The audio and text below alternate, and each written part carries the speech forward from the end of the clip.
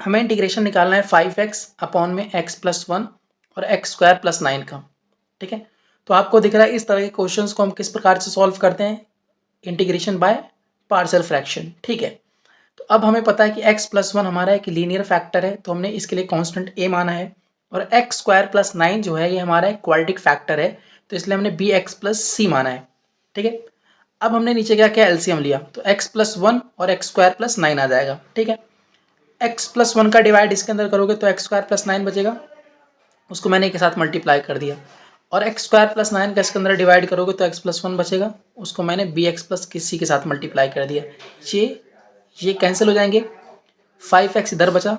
अब क्या करो, a को अंदर मल्टीप्लाई करो, तो a को x² के साथ मल्टीप्लाई करोगे तो a², a को 9 के साथ करोगे तो 9a, bx को x के साथ करोगे तो bx², bx को 1 के साथ करोगे तो bx, c को x के साथ करोगे तो cx, और c को 1 से करोगे तो c। अब क्या करो, जैसे इसमें x² है, इसमें भी x² है, तो अगर मैं x² कॉमन लूंगा तो क्या बच जाएगा, a + b, bx cx। अगर मैं x कॉमन लूंगा तो क्या बच जाएगा, b + c। 9a + c as a constant की तरह काम कर रहे हैं। ठीक है, अब हम क्या करेंगे, हम कंपेयर करेंगे कॉफिशिएंट को।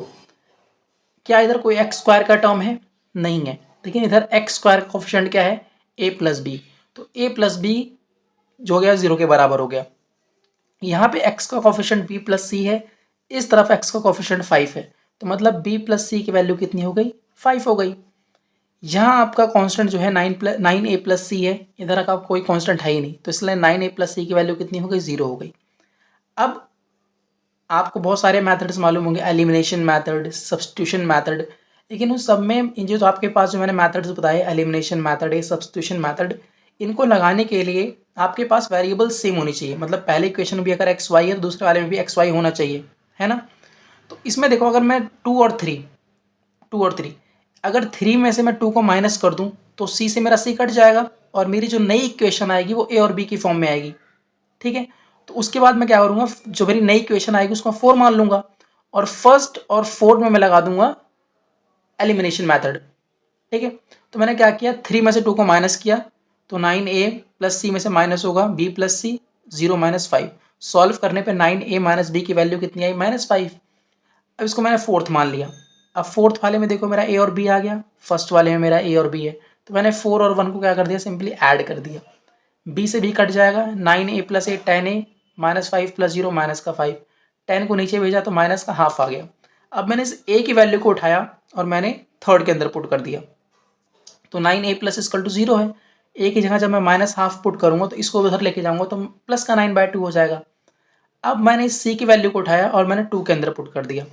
ठीक है, तो 2 वाला हमारा है क्या, b + c = 5, तो b + c = 5। इसके अंदर जब मैं c की वैल्यू 9/2 पुट करूंगा तो 9/2 उधर चला जाएगा, आपका माइनस का 9/2 हो गया, और 5 2 ज़ा 10, 10 - 1/2, तो ये आपका a b c की वैल्यू आ गई।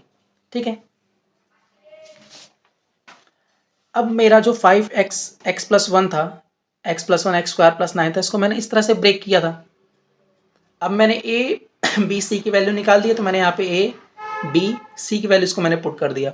ठीक है, अब मैं क्या करूँ, x² + 9 को आप 1/2 x के नीचे लेके चले जाओ और 9/2 के नीचे लेके चले जाओ, तो जो हमें इंटीग्रेशन अभी 5x अपॉन में x+1 x² + 9 का निकालना था, अब हमें इंटीग्रेशन निकालना पड़ेगा इस पूरे का।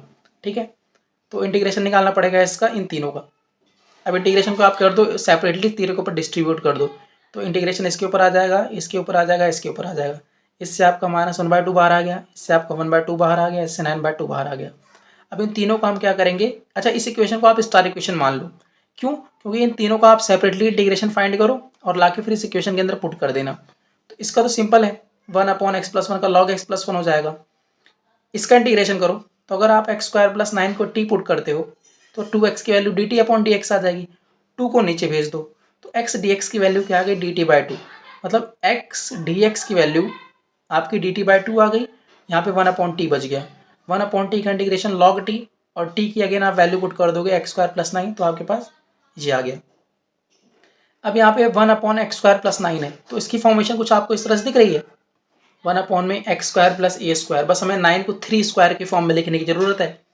तो इसका इंटीग्रेशन क्या हो जाएगा, 1/a मतलब 1/3 टेन इनवर्स एक्स अपॉन में ए हमारे यहाँ पे 3 है ना, तो यहाँ पे एक्स अपॉन में 3 हो गया। ठीक है, अब इन तीनों को इंटीग्रेशन को उठाओ, यहाँ पुट कर दो। तो इसका इंटीग्रेशन आया था log x प्लस 1, तो यहाँ पे आ गया minus half log x plus 1।